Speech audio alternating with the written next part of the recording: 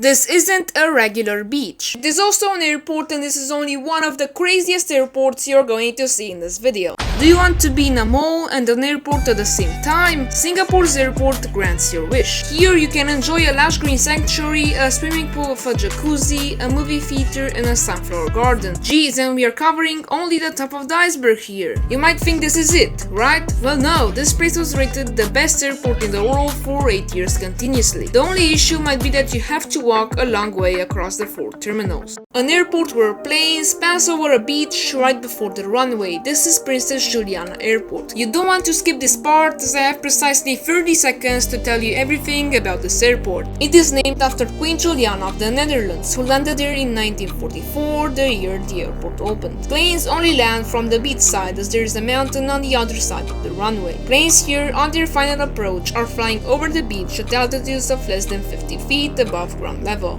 During the busy afternoon, planes land here approximately every 15 minutes. There were a few people that died and got injured due to the jet blast of the aircraft's engines. The issue with this place is that your ears are going to hurt after a day of staying near the huge planes that land there. Did you ever wonder which is the oldest airport on Earth and when was it built? Well, College Park Airport is the answer. It was established in August 1909 to serve as a training location to instruct 2 military officers to find the world's first airplane, Wright Flyer. The cool thing is that the airport is still active to this day. Do you want to flex on your friends that you landed at an airport that is under sea level? Yeah, you heard me right. Well, then welcome to Bar Yehuda Airfield, a small airport located west of the Dead Sea. It opened in 1963 and it holds the record of being the lowest airport in the world at 378 meters under sea level. This is the world's most remote airport, Mataveri. The closest other airport is in Santiago, Chile and is 47,050 kilometers away. It was opened in 1967 and there are daily flights with Boeing 787s from the island to Santiago. How is life there though? We all know Dubai, a mind-blowing city where you can see the tallest building in the world and shopping malls that come complete with huge aquariums and indoor sky slopes. But did you ever think that their airport is the busiest one globally? Each day over 200,000 passengers transit the airport, and this is the number of how many people travel there yearly.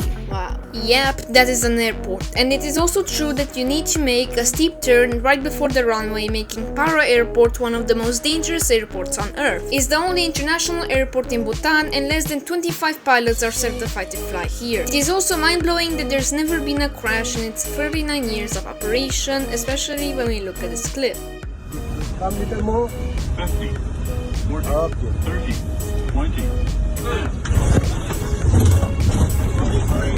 Do you want to fly to the North Pole? Well, you may want to land at Alert Airport, as this place is the closest to your final destination. The runway is mostly meant for turboprops and smaller jets like the Twin Otter and C-17, plane designed to land at extreme airports. Who named that airport like that though? When I was little, I thought it would be funny if you would have a runway and a road crossing it in the middle. Surprise, the small country of Gibraltar has an airport that is exactly like that. It is the only commercial airport in the world that has a highway passing across its runway. To avoid nasty collisions between planes and road vehicles, the traffic on the highway is closed for 10 minutes in the event of a landing or takeoff. Should I sue them because they copied my idea? You are on a windy island with an airport that has a short runway. The airport is surrounded by high mountains and the ocean. How can you achieve safe operations with huge planes? Keep in mind, extending the runway by plugging would not be a realistic option due to the bumpy terrain. Well, let's take the example of Madeira Airport, which fits our situation perfectly. After a few deadly accidents in the 1970s, in the year 2000, Madeira's runway was extended on a platform partially over the ocean, supported by 180 columns, each about 70 meters tall. And due to this change, today huge carriers fly there daily. Before I reveal the name of the craziest airport on Earth, let's look at what makes this place unique. Firstly, there is no go-around procedure, which means that once a pilot has commenced an approach, they are committed to landing. Also, the runway is so short it has a 12% uphill incline to assist planes in slowing down as they land. And sadly, over the past 20 years there have been 7 deadly accidents, killing over 50 passengers and crew. Even I covered one of them on my YouTube channel. Finally, this is the closest airport to the tallest mountain in the world, Mount Everest. Yes, this is the most dangerous airport in the world, Lukla Airport. Also, find out the 3 most dangerous planes by checking out this video.